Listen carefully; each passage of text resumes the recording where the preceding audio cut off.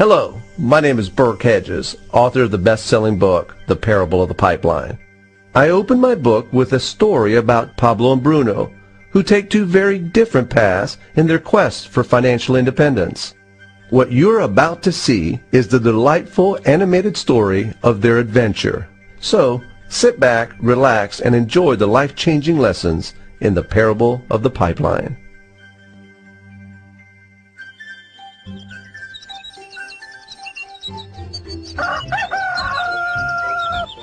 Far away, in a small village, near a beautiful valley, lived two friends, Pablo and Bruno. They were both young and dreamed of a better life for themselves. They'd often discuss their dreams about how they would become the most successful men in the village. They weren't afraid of hard work, and they searched for opportunities to help realize their goals and achieve their dreams. One day, an opportunity presented itself.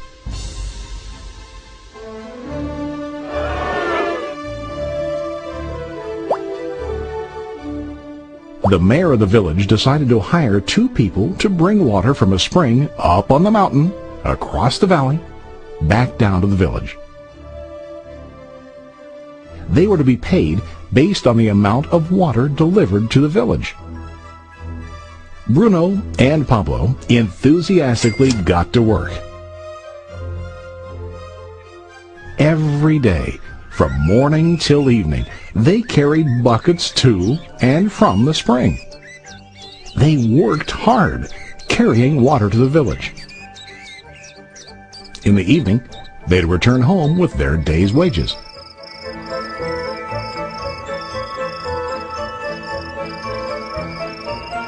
Bruno was satisfied with his work and the money he earned. He was sure that with this work he could achieve his dreams. Bruno thought that to increase his wages he could use bigger buckets to bring more water each trip.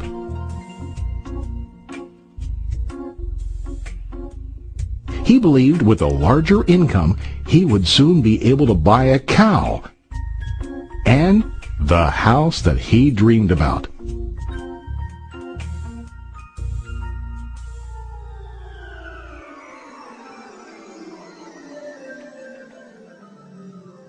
Now Pablo was not satisfied.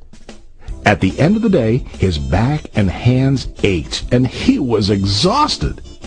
He was looking for an easier way to earn more. One day an idea occurred to Pablo. He imagined building a pipeline to deliver the water from the mountain spring to the village.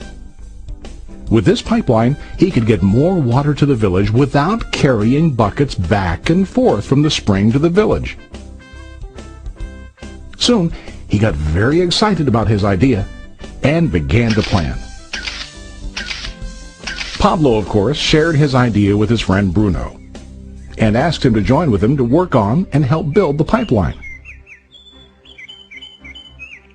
Bruno thought the idea was crazy. All Bruno could think about was what his money could buy today and how to get it quicker. He felt that building a pipeline would slow him down and delay him in achieving his goals. Instead, Bruno got bigger buckets and went more often back and forth fetching water. He was sure that with this method, he could make more money. Pablo decided to build the pipeline on his own. He understood that it would not be easy to build, and it would take time to complete the pipeline. Pablo knew that it could take several years to finish, but he set his mind on his goal. Every day he worked and carried water like before. But on weekends and during his spare time, he worked hard to dig in the rocky soil and build his pipeline. In the first month, there was little to show for his work.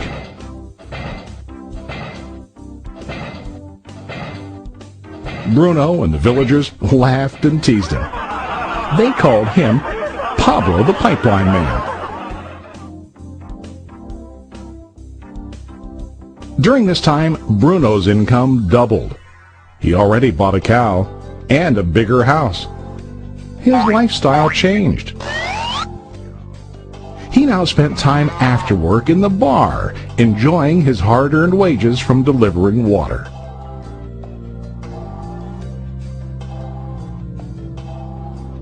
What Bruno didn't realize was that his body was starting to stoop from carrying the heavy buckets every day.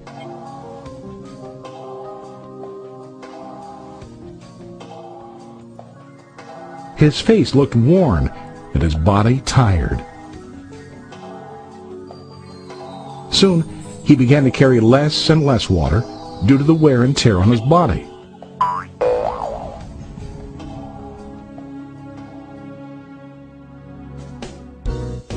Month after month, Pablo worked. Soon a year passed, and then a second year. Finally, Pablo finished his pipeline. He now used his pipeline to deliver water to the village instead of carrying buckets.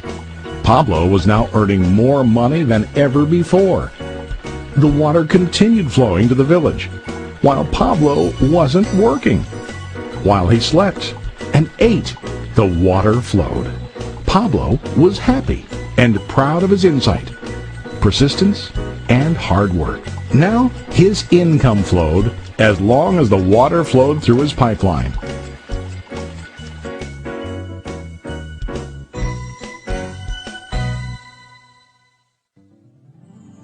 The story of Bruno and Pablo is a reflection of life.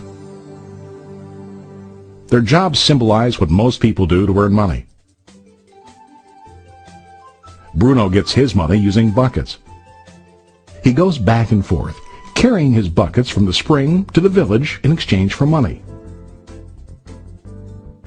To increase his income, he either has to go more frequently to the spring or to use larger buckets. It's common in real life to increase our income by working harder. For example, working overtime or getting a second job.